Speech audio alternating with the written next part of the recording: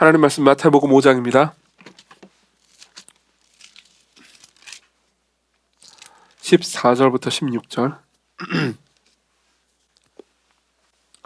마태복음 5장 14절부터 16절 제가 봉독해 드리도록 하겠습니다. 하나님의 말씀을 들으십시오. 너희는 세상의 빛이라. 산 위에 있는 동네가 숨겨지지 못할 것이요 사람이 등불을 켜서 말 아래 두지 아니하고 등경 위에 두나니 이러므로 집안 모든 사람에게 비치느니라. 이같이 너희 빛이 사람에게 앞에 비치게 하여 그들로 너희 착한 행실을 보고 하늘에 계신 너희 아버지께 영광을 돌리게 하라. 아멘.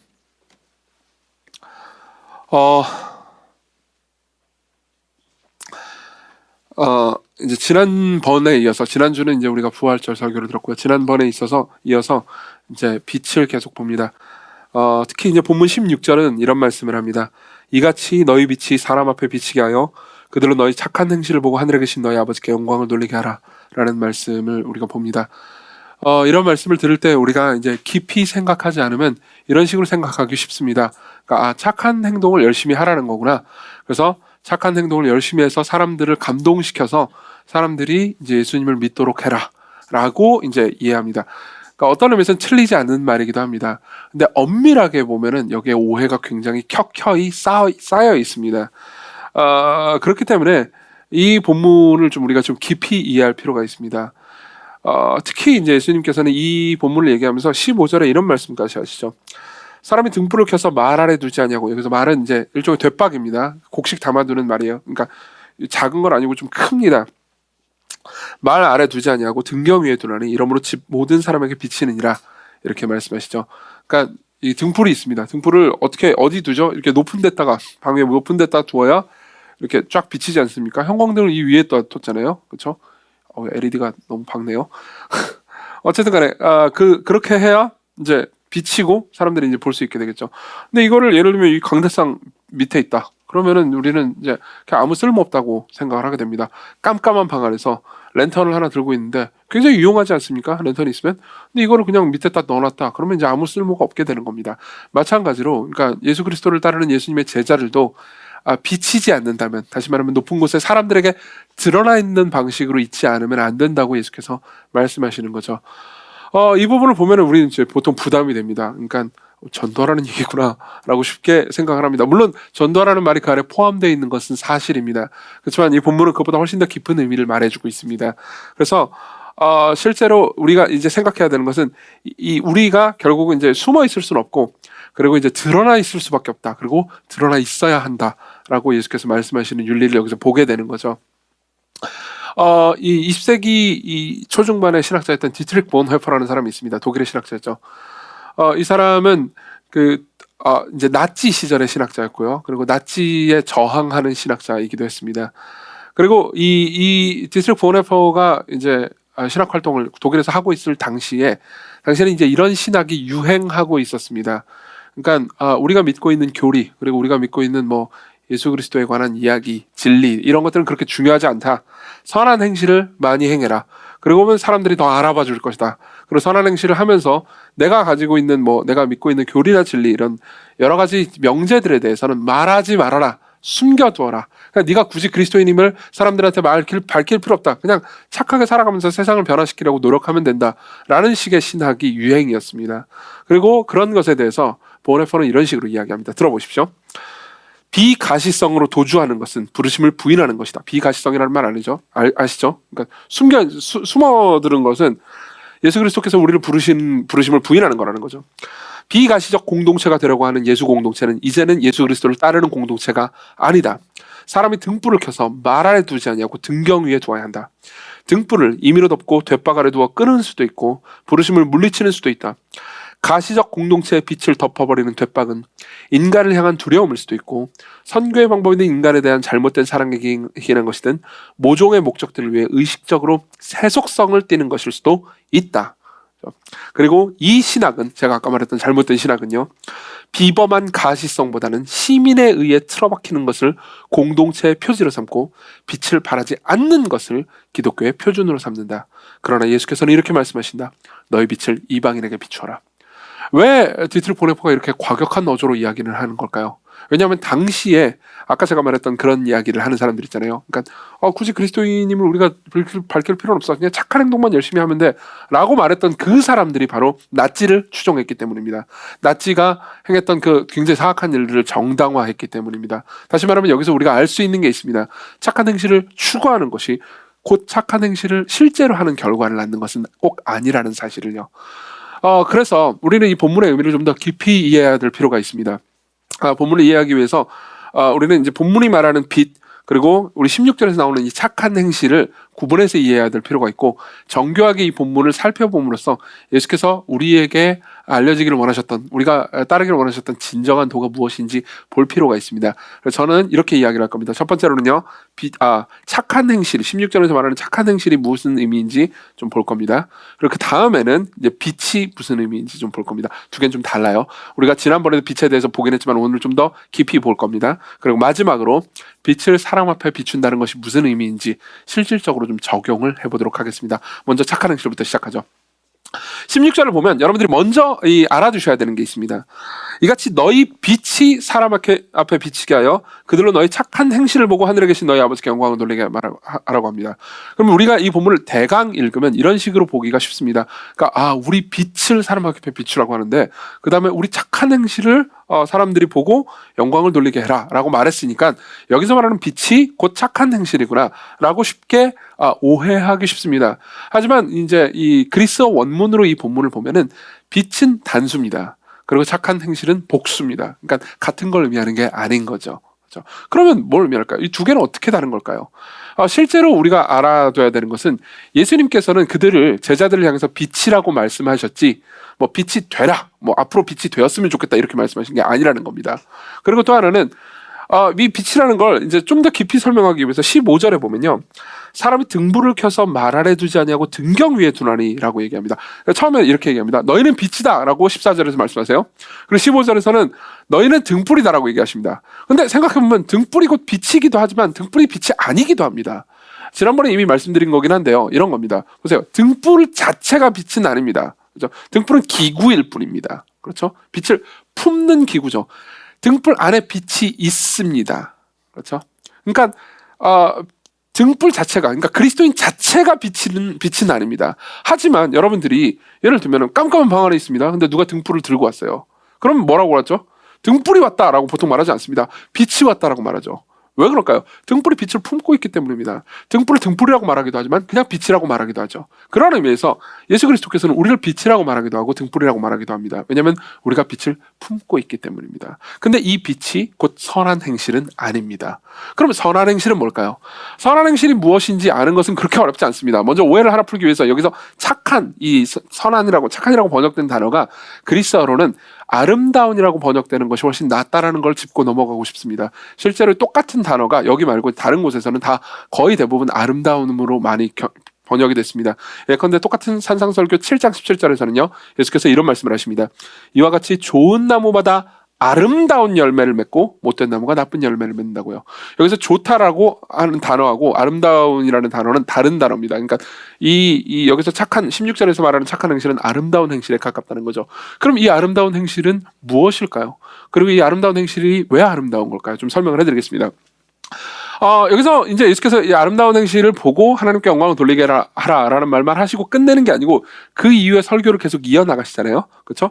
그래서 실제로 자세히 살펴보면 17절 이하부터, 이제 우리가 오늘 본문은 16절까지 봤잖아요. 근데 17절 이하부터 7장 12절까지 아주 긴 내용으로, 그러니까 천국 시민의 윤리, 어떻게 살아야 하는지에 대한 그 아름다운 행실에 대해서 쭉 설명을 해주십니다.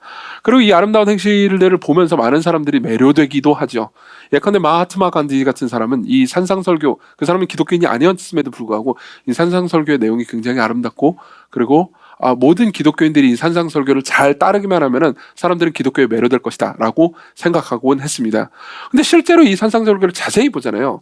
그럼 마하트마 간디가 이야기한 거하고는 좀 다른 면이 하나 있습니다. 우리는 다음 주에도 그 얘기를 좀 할 겁니다. 그리고 다음 주에는 간디 이야기를 조금 더 해드리겠습니다. 왜 그러냐면 이 본문의 의미를, 그러니까 대강 보잖아요. 이 착한 행실들의, 아름다운 행실들이라고 이제 예수께서 말씀하시는 이 행실들을 대강 보면은 그냥 착하고 아름답고 대단해 보인다, 그리고 넘어갈 수 있습니다. 근데 진짜로 이 윤리들을 지키려고 마음을 먹고 이 본문들을 보잖아요. 그러면은 뭔가 좀 더 충격적으로 다가오는 부분들이 있습니다. 예를 한번 들어보죠. 마태복음 5장 43절 같은 산상설교에서 이야기하는 이제 착한 행실의 일부입니다. 또 네 이웃을 사랑하고 네 원수를 미워하라 하였다는 것을 너희가 들었으나 나는 너에게 이르노니 너희 원수를 사랑하며 너희를 박해하는 자를 위하여 기도하라. 자, 보십시오. 이건 되게 그냥 아름다운 말입니다. 그냥 말로만 남으려면 아름다운 말입니다. 근데 행하려고 해보십시오. 여러분들에게 이걸 행하려고 마음을 먹으면 사실상 거의 불가능하다는 것을 알게 됩니다. 게다가 이 윤리들은 예수께서 쭉 말씀하시는 이 윤리들은 공통적인 특징들이 있습니다. 다음 주에 이걸 더 자세히 볼 겁니다. 근데 이 공통적인 특징은 이겁니다. 문자 이면에 있는 정신 혹은 문자 이면에 있는 사랑을 강조한다는 겁니다. 다시 한번 문자 이면에 있는 정신 혹은 문자 이면에 있는 사랑을 강조한다는 겁니다. 예를 하나 더 들어드리죠.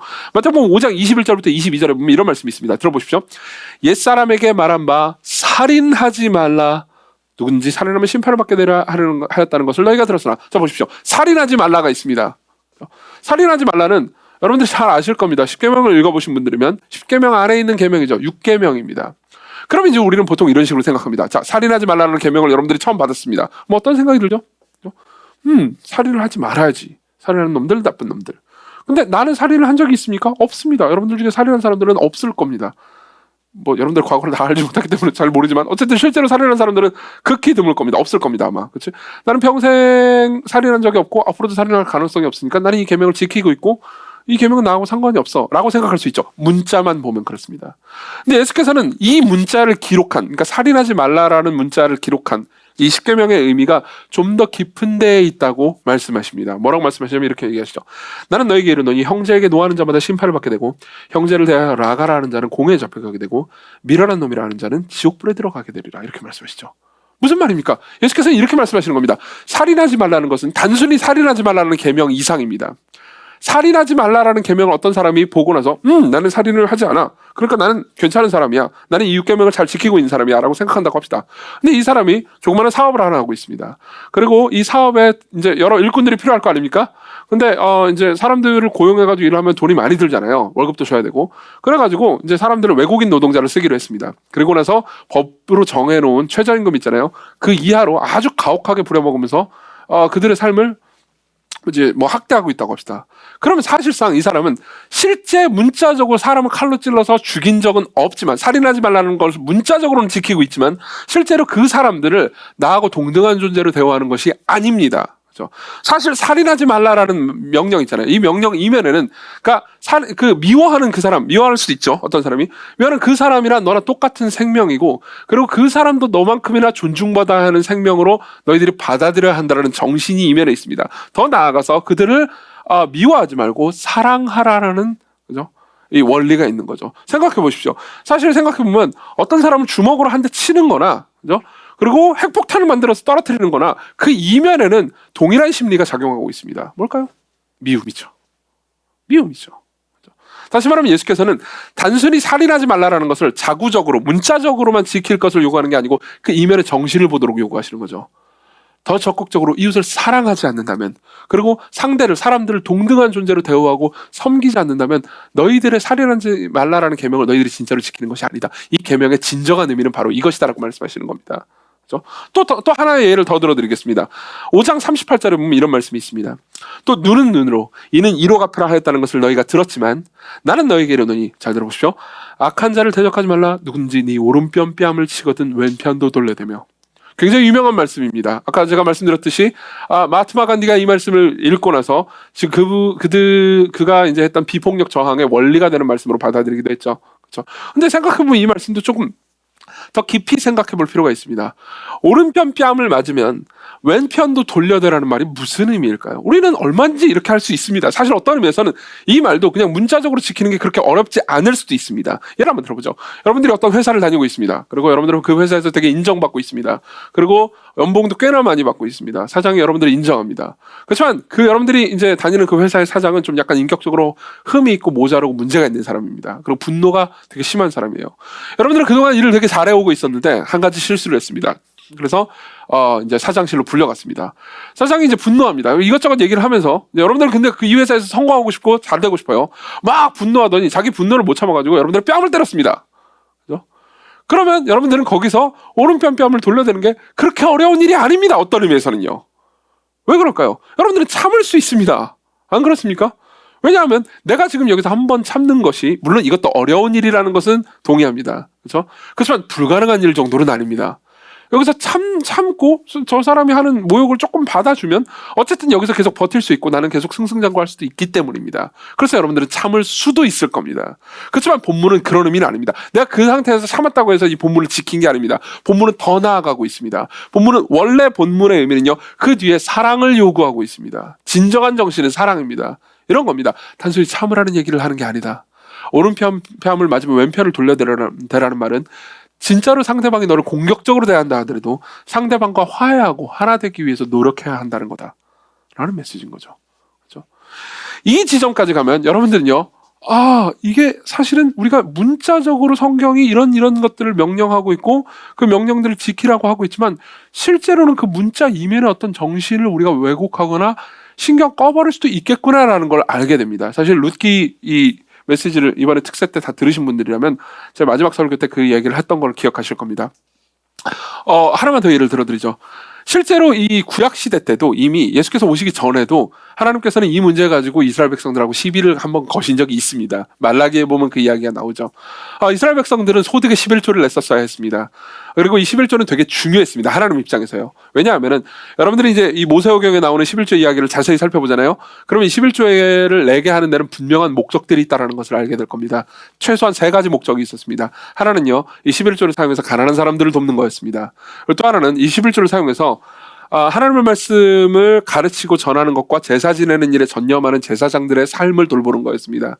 그리고 마지막으로 사회 기반 시설과 여러 가지 사회적인 복지를 마련하는 것이 목적이었어요. 다시 말하면 그 이면에는 사랑이 있었다는 거죠. 왜 11조를 했어야 했습니까? 왜 소득의 10분의 1을 계속해서 냈어야 했습니까? 그들로 하여금 사랑을 하기 위해서였습니다. 자, 근데 그들은 이 율법의 정신, 다시 말하면 진짜 그 이면에 숨겨져 있는 사랑 혹은 은혜를 알아보지 못했습니다. 그냥 10분의 1을 내야 되니까 10분의 1을 내야 된다고 그냥 생각했을 뿐이죠.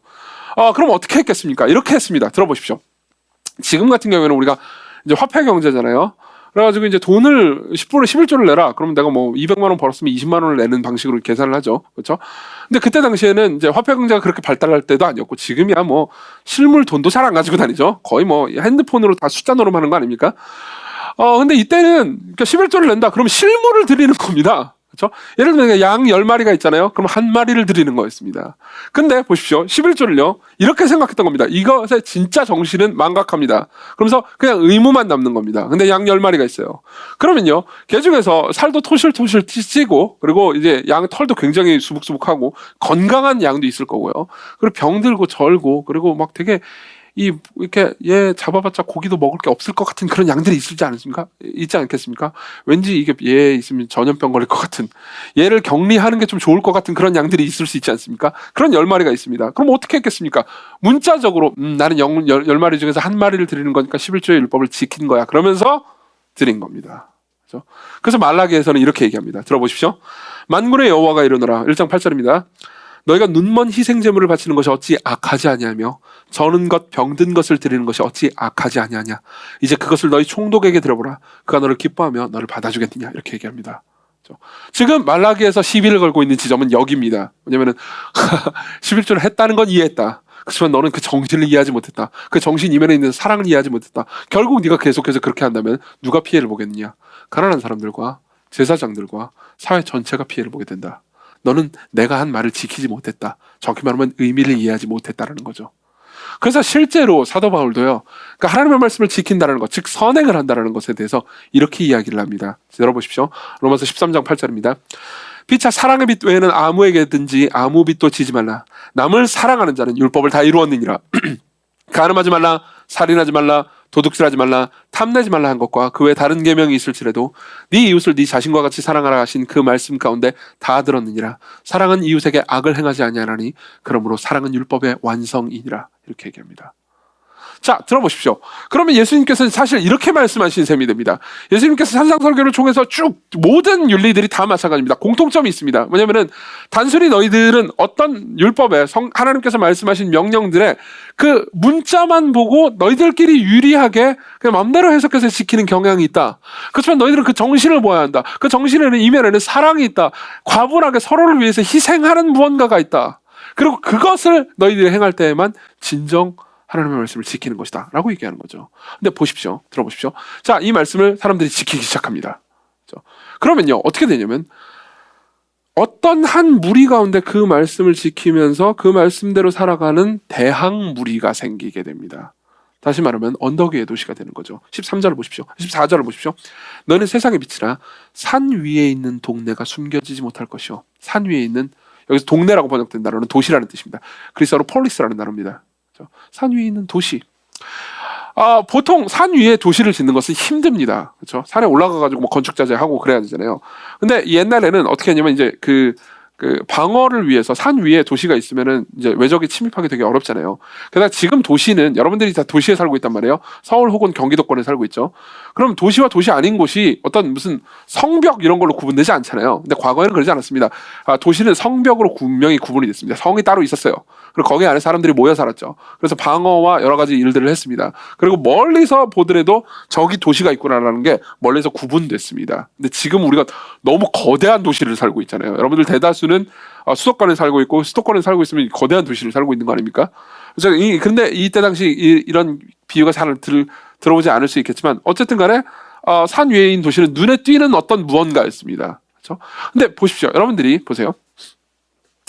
사람들은 흔히 그러니까 주고받는 어떤 거래 관계로 인간관계를 인식합니다. 그렇죠? 내가 이만큼 주면 사람들이 저만큼 줘야 돼요. 그렇죠? 그래서 사람들이 저만큼 주면 내가 그만큼만 줘야 됩니다.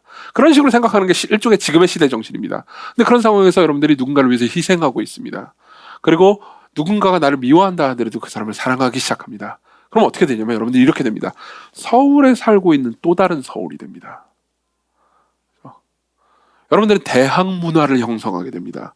여러분들은 산 위의 도시가 됩니다. 여러분들은 다른 존재가 됩니다. 세상에서 여러분들을 구별하고 식별할 수 있을 정도로 다른 존재처럼 드러날 수밖에 없게 됩니다. 그게 산 위의 도시라는 말의 의미예요. 이해하십니까? 그래서 실제로 존 스토트는요, 제가 예전에도 한번 추천한 적이 있는데, 여러분들이 산상설교를 깊이 공부하고 싶으시면 존 스토트가 쓴 산상수훈 책을 한번 나중에 읽어보십시오. 대단히 탁월합니다. 근데 이 책이 이제 우리나라 말로 번역될 때는 이제 존 스토트의 산상수훈 뭐 이런 식으로 번역되긴 했는데, 실제로 영어 원제는 이겁니다. Christian's Counterculture. 그리스도인의 대항 문화라고요. 산상설교의 모든 내용들이 그리스도인만이 가지고 있는 대항적인 문화입니다. 그리고 실제로 세상은 이걸 가지지 못합니다. 예를 한번 들어드리죠. 우리나라의 예를 들면 참 좋을 텐데 미국의 예를 들어서 좀 섭섭하긴 합니다만 어쨌든 미국의 예를 들어드리도록 하겠습니다. 미국에는 이제 아미시 공동체라는 이 집단이 있습니다. 주로 이제 펜실베니아 주에서 이제 모여 사는 사람들이죠. 이 사람들은 이제 기독교인들이고, 그리고 기독교 분파 중에서 제세례파라는 독특한 분파에 속해 있습니다. 우리나라에는 제세례파가 거의 없기 때문에 특히 이제 우리 같은 장로교들은 알기 어렵지만 어쨌든 간에 그렇습니다. 이 제세례파들의 특징은 이제 신학적으로 모두가 이제 장로교인인 제가 우리가 동의할 수 있는 건 아닙니다. 하지만 이 사람들은 하나님의 말씀을 어쨌든 문자적으로 철저히 지키려고 하는 것으로 유명합니다. 그리고 이제 이 세속 문화를 거의 거부하는 경향이 있습니다. 그래서 뭐 예를 들면 컴퓨터나 뭐 핸드폰이나 이런 것들로 거의 쓰지 않습니다. 그러니까 약간 여러분들 아실지 모르겠는데 우리나라로 치면 약간 미국 내에서는 청학동 마을 아시죠? 저기 하동에 그 유교 문화가 아직도 남아있는 그런 이미지예요, 미국에서는. 근데 이 아미시 공동체에 2006년에 굉장히 큰 일이 있었습니다. 어떤 일이 있었냐면 어떤 한 남자가요, 아미시 공동체로 들어가서요, 거기 있는 어떤 학교, 초등학교입니다. 초등학교에 들어가가지고 초등학교에 있는 거기 안에 있는 남자애들 다 빼고 거기 있는 여자애들만 놓고 이제 무차별 총기 사격을 했던 거죠. 그래서 5명의 어린 아이들이 죽었습니다. 엄청난 일이 발생한 거죠. 그리고 그 와중에 이제 이 경찰이 왔거든요. 경찰이 왔는데 자기가 불리해지니까 이제 살인범이 어떻게 하냐면 자살하고 이야기가 끝납니다. 그리고 아미시 공동체한테 엄청나게 큰 재앙이 닥친 거죠. 뭐 장례를 하고 뭐 너무 전 미가 충격을 받았습니다. 항상 이런 사건이 터지면 이제 전 미가 다 충격을 받잖아요. 근데 그 다음에 더 충격적인 사건이 일어납니다. 자, 보십시오. 이 살인범은 어떻게 됐겠습니까? 죽었습니다. 근데 살인범도 살인범들의 유족들이 있을 거 아닙니까? 물론 자기의 가족이 진짜 끔찍한 일을 범했기 때문에 되게 나쁜 놈이라고 그들도 생각을 할 겁니다. 그렇지만 그들의 입장에서는 결국 자기의 가족이 죽은 거니까 또 그거 나름대로 슬프겠죠. 근데 어떻게 했냐면 이 나머지 아미시 공동체 사람들 있잖아요. 특히 그 죽은 아이들의 유족들이 그 장례식에 참여합니다. 복수하러가 아니고요. 용서한다라는 말을 전해주려요. 용서한다는 말을 전해주려요. 그리고 사람들은 충격을 받죠. 도대체 왜 이런 일이 일어나냐? 여러분들은 이 이야기를 듣고 어떤 생각이 드십니까? 보통 사람들은 이런 이야기를 들으면 두 가지 반응을 보입니다. 그리고 여러분들도 제 생각에는 두 가지 반응 중에 하나일 것 같습니다. 한쪽의 반응은 이랬습니다. 한쪽은 이런 식으로 생각했습니다. 이것이야말로 인간이, 선한 인간의 착한 모습이 극대화된 거다. 이게 미국의 정신이다. 미국은 이렇게 아름다운 나라다. 그런 식으로 이야기했습니다. 사람들이 이렇게 착하다. 사람들의 착한 모습이 이렇게 보면서 우리도 본받자라는 식으로 대응을 했습니다. 한쪽은 이렇게 얘기했어요. 근데 또 다른 한쪽은 좀 더 현실주의적으로 대응했습니다. 아마 여러분들이 이 설교를 듣고 있는 많은 분들이 이런 식으로 생각하는 분들이 많을 겁니다. 이렇게 생각했습니다. 저건 너무 과하다. 물론 용서, 이런 희생, 가치 좋긴 좋지. 그렇지만 자기를 죽인 살인범의 장례식 가가지고 용서한다는 건 이건 정신병리학적으로 문제가 있는 행동이다. 저 사람들은 집단적으로 정신적으로 세뇌된 사람들일 거다. 그리고 실제로 집단적으로 정신적으로 세뇌돼서 정신적으로 문제가 있는 사람들이기 때문에 정신적인 치료를 받아야 한다.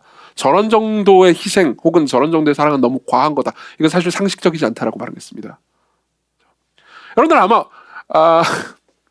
후자에 가까울 겁니다. 많은 분들이 후자적으로 생각할 겁니다. 전자도 있으시겠죠.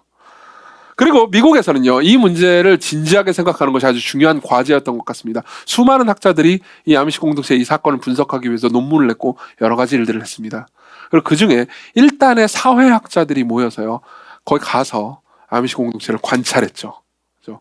그러고 나서 그들이 내는 이제 논문을 하나 이제 몇 편을 내놓았는데요. 그들이 내놓은 결론은 둘 중에 어느 것도 아니었습니다. 뭐 위대한 미국의 정신이 있다는 것도 아니었고요. 정신병리학적으로 문제 있는 사람들도 아니었습니다. 오히려 그들이 진짜로 영향을 받았던 건요, 그들이 믿고 있는 이야기, 예수 그리스도께서 그들을 위해서 죽으셨고 그들을 위해서 부활하셨다는 이야기가 그들의 마음속에 자리 잡았다는 거죠. 이건 사회학자들의 결론입니다. 제가 그들의 결론을 읽어드리겠습니다. 들어보십시오. 어떻게 아미시가 아닌 우리가 그 방향으로 움직일 수 있을까? 우리들 중 대부분은, 들어보세요, 복수를 부추기고 자비를 경시하는 문화 속에서 자란다. 블록버스터 영화의 줄거리는 무자비한 살인으로 불의에 복수하는 영웅들 주위나 맴돌고 있다. 교통사고는 피해자로 하여금 당연한 보상을 받도록 부추기는 변호사들로 넘쳐나게 한다.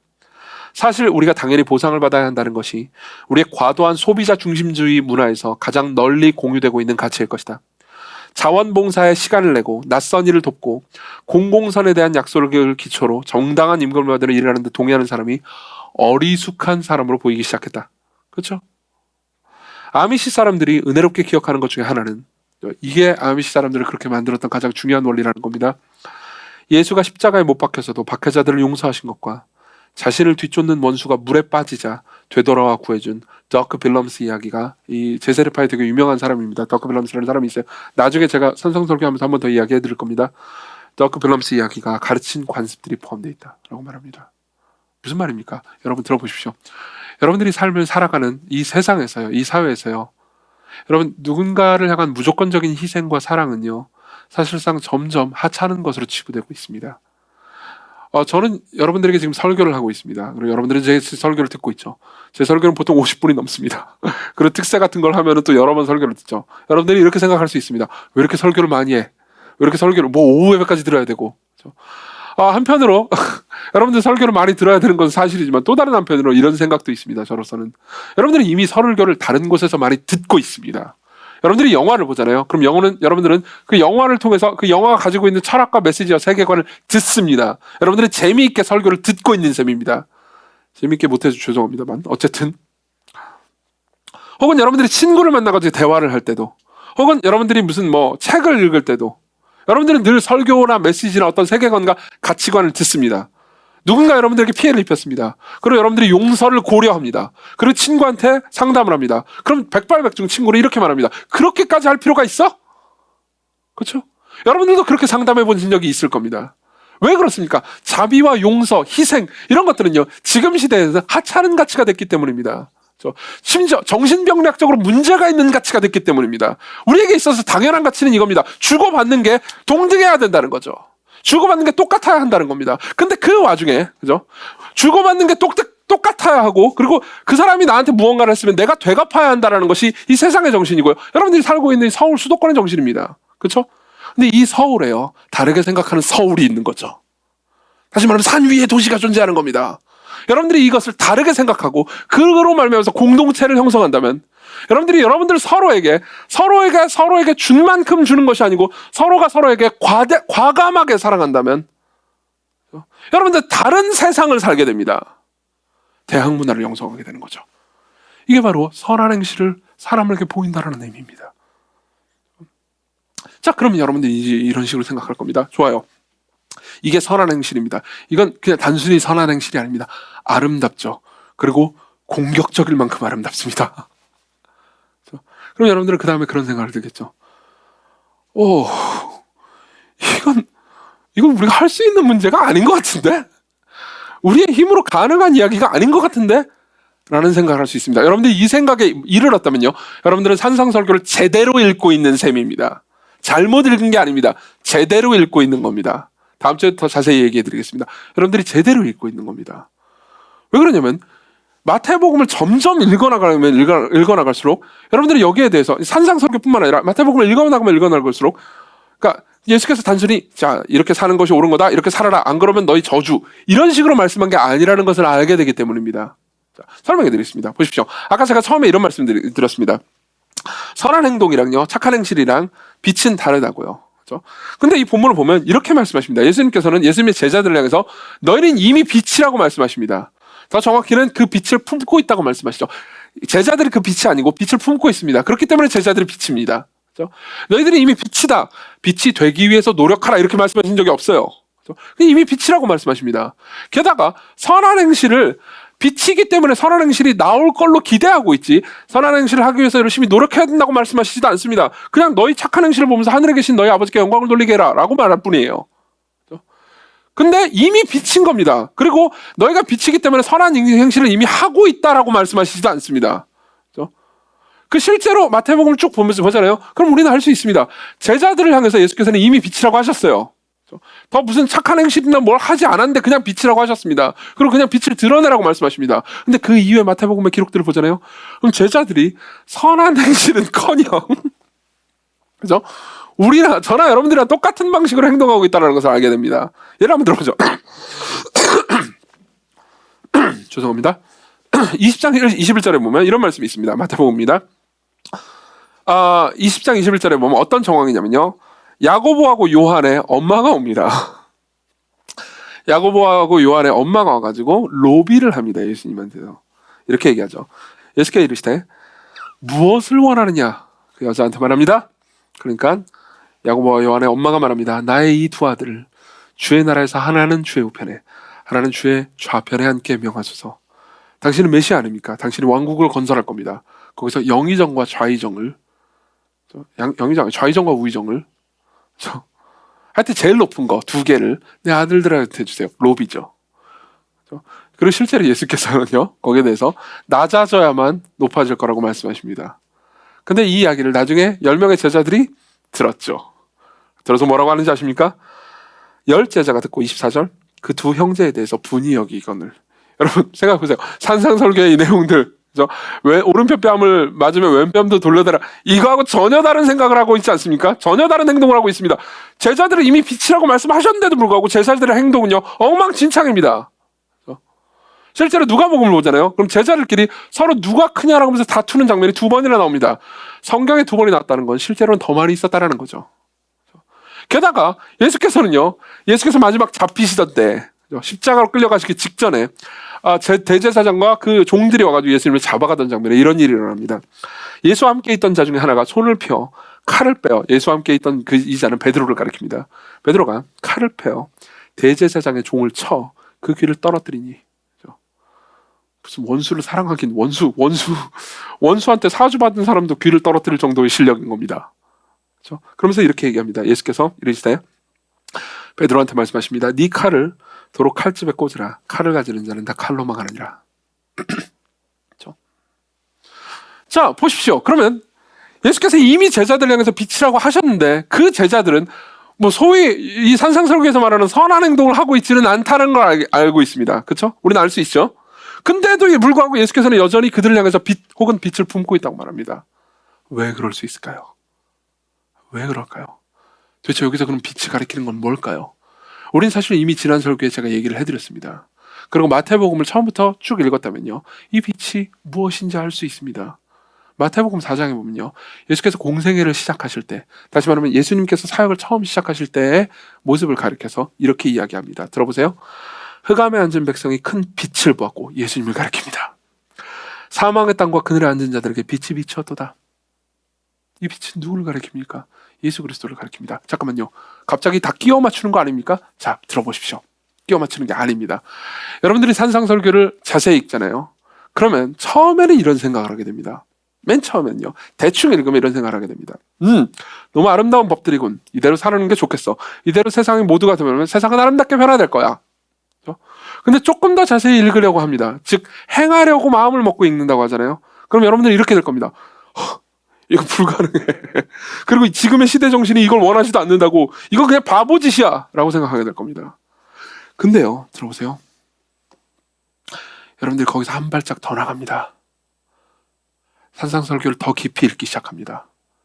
그리고 산상설교를 더 분명하게 읽기 시작합니다. 마태복음 전체의 빛에 비추어서 다시 산상설교를 읽기 시작합니다.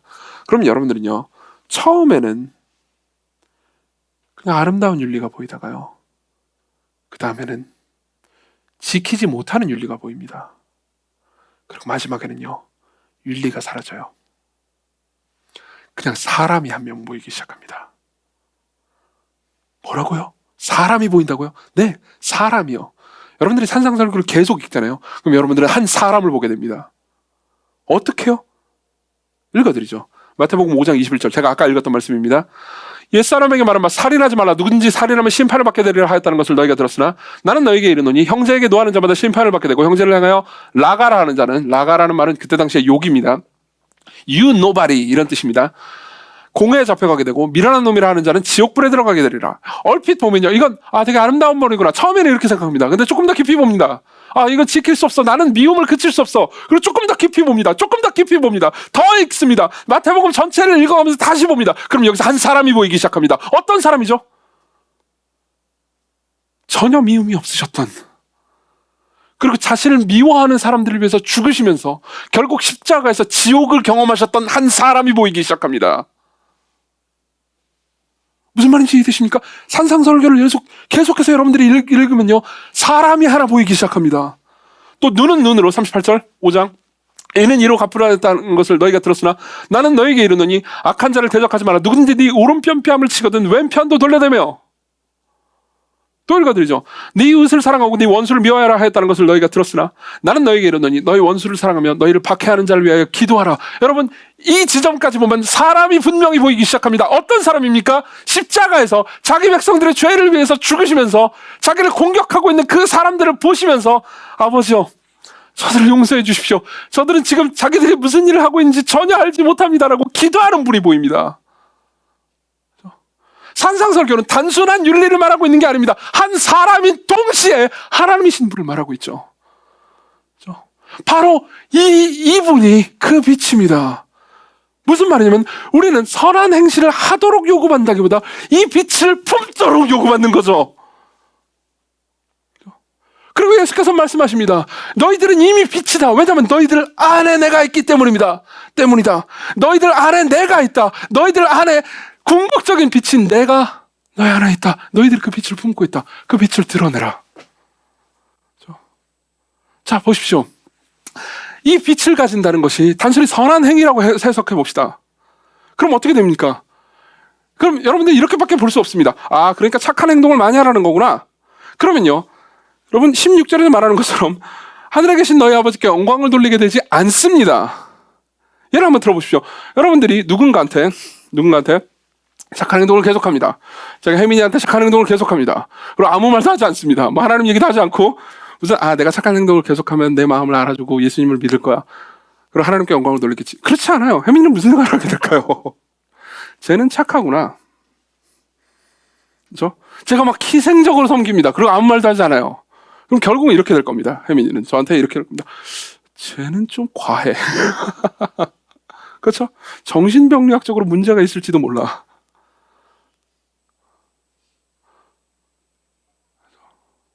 여러분, 이 빛을 드러내라는 말은 여러분들에게 더 착한 행동을 해서 사람들을 감복시키라는 말이 아닙니다. 물론 당연히 착한 행동을 하지 말라는 얘기는 더 아닙니다. 이 빛을 드러내라는 건요, 여러분들이 일단 이 빛을 보셔야 됩니다. 이 산상설교를 보면서 여러분들은 한 사람을 봅니다. 그리고 그 사람이 여러분들을 위해서 하신 일을 봅니다. 라가라 하는 자들은 지옥불에 떨어지게 되리라. 그리고 그 라가라 하는 늘 사람들을 미워하면서 사람들을 욕하고 비난하면서 자기를 세웠던 나를 위해서 진짜 대신 지옥불에 떨어지신 분, 진짜 대신 나를 위해서 저주를 받으신 그분이 보이기 시작합니다. 어떻게 되죠? 여러분들은 반하기 시작합니다. 아름답거든요. 그분은 아름답거든요. 여러분들은 반하기 시작합니다. 그리고 우리 모두는요, 우리가 반하고 아름답다고 생각하는 그 대상을 닮아가려는 성향을 가지고 있습니다. 예를 들어 드릴까요? 제가 설교를 할 때 막 흥분하는 제스처들 있잖아요. 으악! 으악! 이거는요, 제가 의식적으로 하고 있는 게 아닙니다. 저는 존 파이퍼의 목사님의 설교를 수천 편을 들었습니다. 그냥 귀로만 들은 게 아니고 비디오로 봤습니다. 그리고 그분이 하는, 제가 존 파이퍼 목사님이 이 지점에서 이렇게 하는구나 라고 따라한 게 아닙니다. 하도 많이 들으니까, 그죠? 그냥 저는 그 사람을 너무 좋아합니다. 그 사람의 설교를 너무 좋아합니다. 그러니까 그렇게 변한 거죠. 마찬가지예요. 여러분들이 그리스도를 보면요, 그분께 매료되기 시작합니다. 그리고 그분의 삶을 여러분들이 받아들이기 시작하는 거죠. 그렇죠?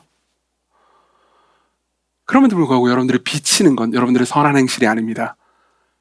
그냥 빛 자체죠. 자, 그러면 이제 마지막으로 넘어가죠. 그러면 빛을 사람 앞에 비춘다는 건 뭘 의미할까요? 간단합니다. 그렇게 어렵지 않습니다. 선한 행실을 전하는 게 아니고요, 선한 행실을 전할 수도 있습니다. 열매로서요, 결과로서요. 그렇지만 선한 행실을 하신 분을 전하는 거죠. 여기서 우리는 최소한 두 가지 자유를 얻게 됩니다.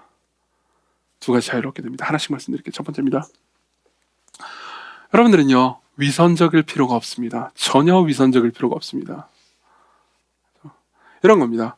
여러분, 기독교가요, 기독교인이 되는 것이 우리의 선행에 관한 것이라면요, 우리는 보통 위축됩니다. 그렇죠? 왜요? 여러분들에게 보통 전도하라고 제가 말한다고 합시다. 저 인간 지금 전도하라는 얘기를 하는 거구나. 그러면 우리 마음 가운데 어떤 생각이 들죠? 근데 나는 착한 행동을 회사에서 거의 한 적이 없어. 그러니까 내가 전도하면 사람들이 오히려 화를 내고 피해를 보고 기독교인들은 다 위선적이라고 말할 거야. 그러니까 내 입을 닫아야지라고 생각할 겁니다. 그렇죠? 혹은 여러분들은요, 위선적으로 될 겁니다. 그렇죠? 위선적으로 될 겁니다. 겉으로 선행을 연기하는 겁니다. 나는 괜찮은 사람인 역 연기를 하는 겁니다. 그래서 실제로 여러분들의 마음은 변하지 않았습니다. 그래서 남들이 보지 않을 때 악행을 하는 거죠. 보지 않을 때 누군가를 뒷담화하는 겁니다. 보지 않을 때 누군가를 미워하는 겁니다. 그래서 앞에서는 그렇지 않은 척을 하죠.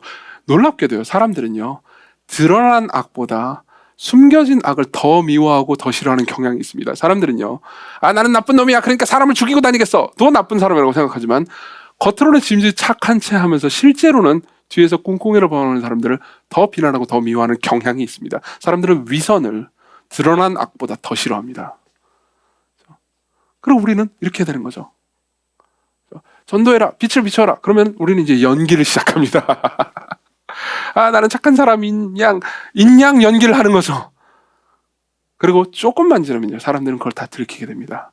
그렇지만 여러분들이 빛을, 예수 그리스도께서 여러분들을 위해서 하신 일을 말한다면요, 여러분들은 더 이상 연기할 필요가 없습니다. 여러분들은 솔직할 수 있습니다. 그냥 솔직할 수 있습니다. 내가 기독교인이라는 것은 내가 당신보다 더 낫다는 걸 의미하는 게 아니에요. 때로는 당신이 나보다 훨씬 더 훌륭하고 그리고 더 많은 끈기와 인내를 가지고 있고, 그리고 그것에 나는 존경을 표하고 싶고, 그리고 그게 당신이 되게 좋은 점이라고 생각해요. 나는 그렇게 하지 못하고 되게 당신이 좋아요. 존경스러워요. 얼마든지 이를 말할 수 있습니다. 그렇지만 내가 기독교인이라는 것은 이런 나 같은 사람도 용서받고 사랑받을 수 있다는 것을, 예수 그리스도께서 나를 위해서 하신 일로 인해서 사랑받을 수 있다는 것을 믿고 소망을 가지고 있기 때문이에요. 여러분, 이런 메시지는요, 세상에 어디에도 존재하지 않습니다.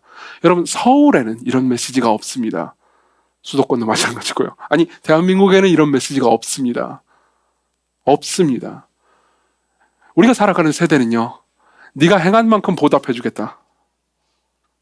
네가 잘못한 만큼 처벌을 받게 하겠다. 네가 잘못했으면 세컨 찬스 같은 건 없다. 그냥 너는 당해라 라고 말하는 세상입니다. 그리고 모두가 그 세상에서 살아남기 위해서 용을 쓰고 있죠. 그리고 짐집 괜찮은 전 힘을 다하고 있지만 실제로 혼자 남았을 때는 자신이 아무것도 아니라는 것 때문에 고독해집니다. 당신이 조건 없이 사랑받을 수 있다는 메시지는, 당신이 있는 모습 그대로 사랑받을 수 있다는 메시지는 기독교회에 없습니다. 기독교회에 없습니다. 여러분, 다른 종교를 한번 살펴보십시오. 무신론도 상관없습니다. 살펴보십시오. 나는 기독교니까 그런 것들을 믿으면 내 신앙이 막 흔들리지 않을까? 아니요, 걱정하지 마시고 보십시오. 상관없습니다. 모든 종교는요, 네가 행한 만큼 사랑받는다. 네가 행한 만큼 복을 받을 거야. 네가 잘못하면 너는 저주를 받을 거야 라고 말할 겁니다. 그 메시지가 그 안에 있습니다. 무신론은요, 무신론도요. 혹시 여러분들이 무신론자가 계시다면요, 혹은 여러분들이 무신론자를 아신다면요, 그를 내부에는 이런 메시지가 있다는 것을 알게 될 겁니다. 이건 제가 그냥 머릿속으로 생각한 게 아니고 많은 무신론자들의 글을 진지하게 읽고 나서 제가 내린 결론입니다. 대부분 종교인들은요, 무신론자들 향해서 이렇게 비난을 합니다. 신이 진짜 없으면 도덕과 윤리에 근거가 없지 않냐. 그러니까 결국은 당신은 도덕과 윤리를 근거가 있다고 말할 수 없다 라고 비난을 받습니다. 무신론자들은 자신이 그런 비난을 받고 있다는 걸 압니다. 그렇기 때문에 더 자신이 무신론자임에도 불구하고 착한 사람이라는 걸 입증하기 위해서 더 많은 더 많은 인권, 더 많은 이야기들을 합니다. 그리고 착하게 살려고 노력하죠. 그리고 그렇게 살지 못하는 자신을 용납하지 못합니다.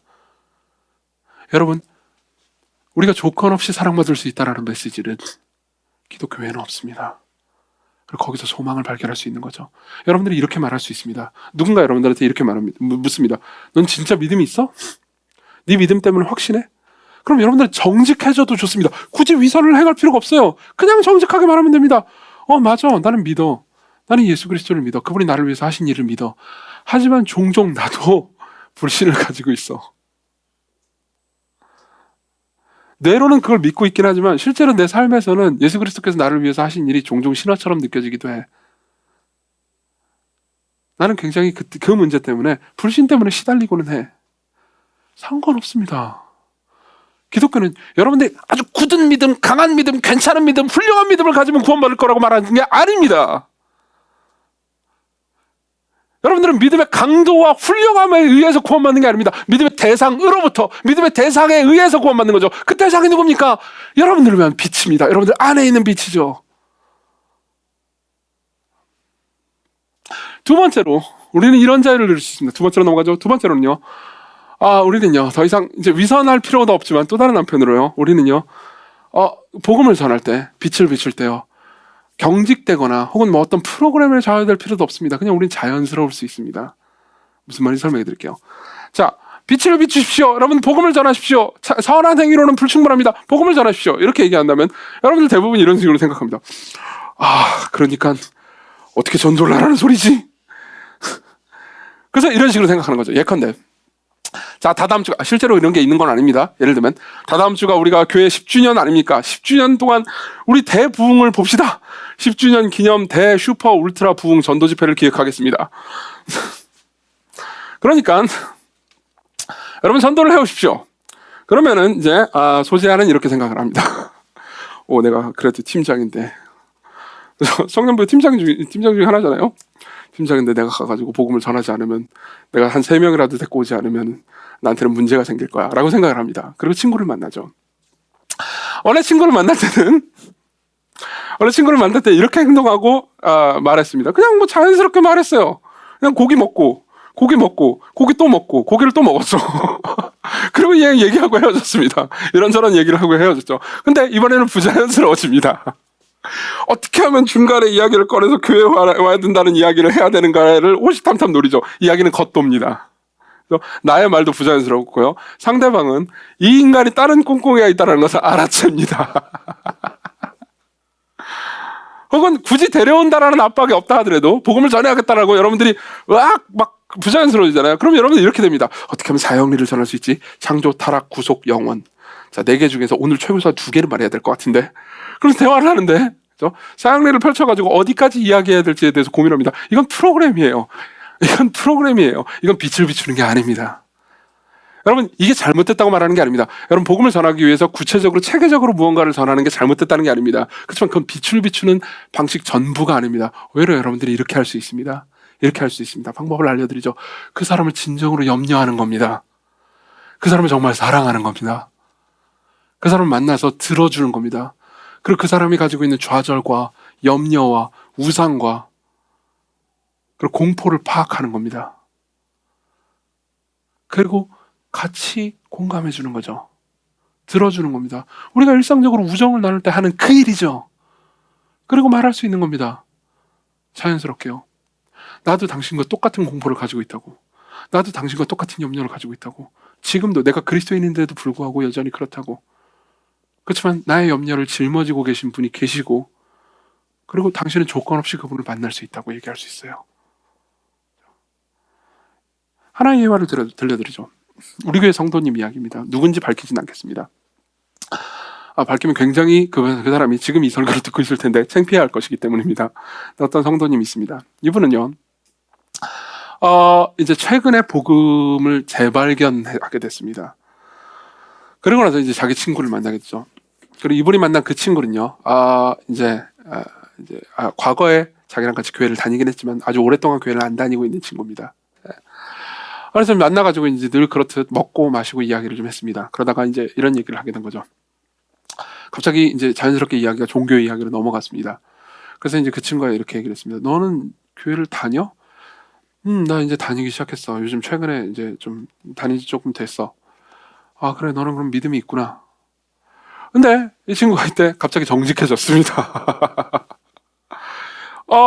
믿음이 없다고 볼 수는 없지. 그렇다고 뭐 있다고 보기에도 좀 부끄러워. 사실 정직한 대답이잖아요.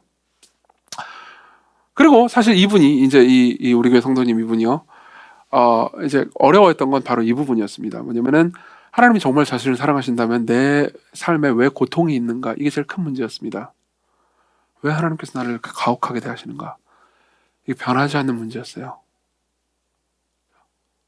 그리고 아직도 그 문제가 해결된 건 아닙니다. 그래서 이제 솔직하게 얘기를 한 거죠. 내가 교회를 지금 다니고 있는 이유는 사실 내가 문제가 해결됐기 때문이 아니야. 아직도 난 하나님이 미워 있다면. 솔직하지 않습니까? 그러고 나서 이렇게 얘기를 했죠. 옛날에는 이 문제가 그냥 해결되지 않고 분노로만 남아있긴 했는데 요즘은 생각은 조금 달라졌다고. 그 분노가 다 사라진 건 아니라고. 근데 옛날에 나는 기독교가 그냥 종교 체계일 거라고 생각했다고. 내가 잘하면, 내가 이만큼 잘했으니까 하나님이 나한테 복을 주셔야 된다고 생각했는데 이제는 얘기가 조금 달라졌다고. 어떻게 달라졌습니까? 어떻게 달라졌는데? 아직도 나는 고통의 문제 때문에 힘들긴 하지만 나는 신이 이 땅에 내려와서 사람이 돼서 내가 지금 겪고 있는 이 고통을 내가 지금 겪고 있는 강도보다 훨씬 더 크게 당했다는 걸 알고 있다고. 나는 이제 그게 믿어진다고. 그렇기 때문에 문제가 아직 해결되지 않아도 예수 그리스도에 대해서는 내가 신뢰를 보낼 수 있다고. 물론 그분이 이렇게 세련된 언어로 말하진 않았습니다. 저는 설교를 위해서 세련된 언어로 약간 각색했습니다. 그냥 어눌한 언어로 말했죠. 드디어 이분은요, 교회 가자, 혹은 자, 예수 믿으면 네가 구원받는 3단계를 알려줄게 라고 말할 필요가 없게 됐습니다. 그냥 예수님을 말할 수 있게 됐죠. 두 부류의 분들에게 말씀드리고 싶습니다. 여러분들이 그리스도인이 아니라면 제가 여러분들에게 드릴 수 있는 말씀이 있습니다. 이 설교를 듣고 계신 분들 중에서 아직 예수 그리스도를 영접하지 않으신 분들이 계시다면 제가 이런 말씀을 드리고 싶습니다. 여러분들 중에 많은 분들은요, 기독교를 뻔한 이야기라고 생각하실 겁니다. 뭐 그냥 종교잖아. 다른 종교와 달리 좀 고등 종교지. 사람들 많이 모이는. 예수 그리스도라는 분이 계시고 그분의 삶을 본받아서 잘 살자는 이야기 아니야? 그리고 잘 못 살면 나쁘다는 얘기겠지. 여러분 잘못 생각하고 있는 겁니다. 여러분들이 잘못 생각했다고 그래가지고 여러분들을 뭐 비난하고 싶은 게 아닙니다. 오히려 복음은요, 여러분들이 알고 있는 그 뻔하디 뻔한 이야기가 아니라고 말씀드리고 싶습니다. 여러분, 신이 있고 인간이 있고, 신이 인간이 잘했기 때문에 보상을 주고 인간이 못했기 때문에 저주를 받는다는 이야기는 흔하디 흔합니다. 신화를 찾아보십시오. 그리스 로마 신화나 혹은 뭐 북유럽 신화나 다른 신화를 찾아보십시오. 다른 종교를 보십시오. 그게 신이든 어쩌면 우주를 다스리는 어떤 영이든 어떤 기운이든 다 상관없습니다. 여러분들이 윤리적으로 살면 복을 받을 겁니다. 윤리적으로 살지 못하면 여러분들이 저주를 받을 겁니다. 비슷할 겁니다. 여기서 크게 달라지지 않습니다. 심지어 무신론마저도요. 이게 뻔하디 뻔한 이야기입니다. 인간을 향해서 신이 징벌을 내린다는 이야기, 뻔하디 뻔한 이야기입니다.